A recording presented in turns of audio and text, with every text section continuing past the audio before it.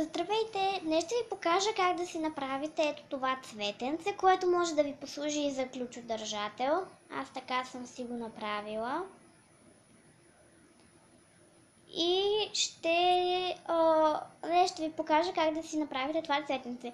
Не ви е нужен никакъв стан в плетене, само кукичка и разбира се ластици за плетене, които са изключително малко, много малко ви трябва да направите това цветенце. Те са 16 ластика. Така че аз започвам с плетенето, само да си ги наредя. Така. Подгответе си ластиците и започвайте.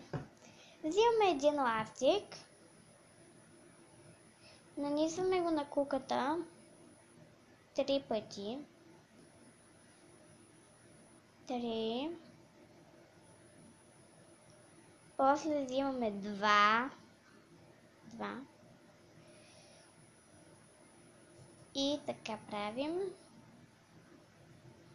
3 ги нанизваме върху оранжевите.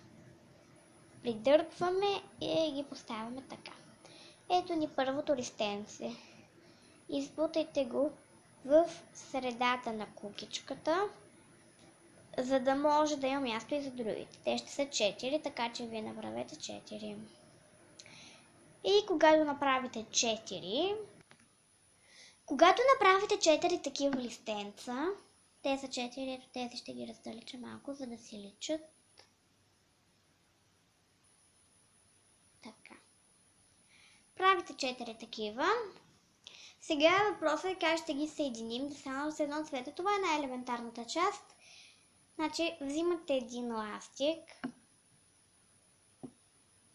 нанизвате го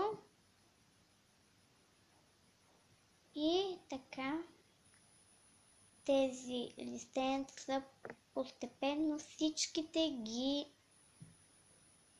нанизвате само на този ластик, който наистина трябва всичките да ги задържи. Нищо няма да се разплете, спокойно. Така, остава и още едно.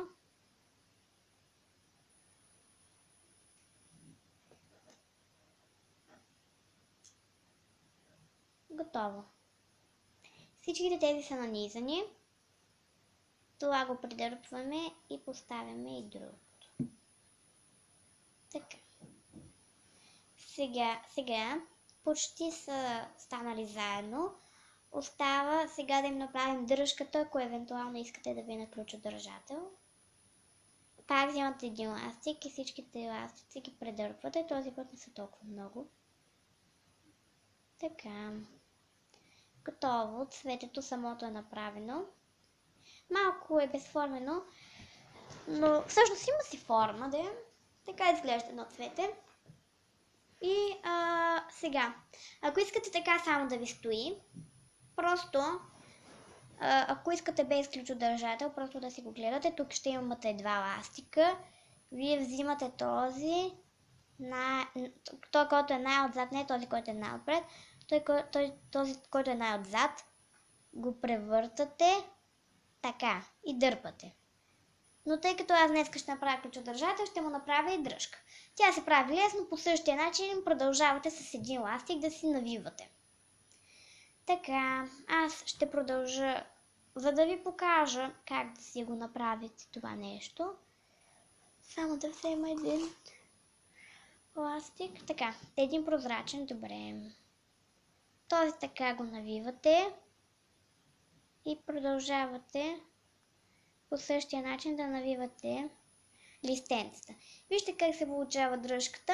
Най-накрая наистина си я направете това, го закачете така и издърпвайте. Това беше днескашния клип. Надявам се да ви е харесал.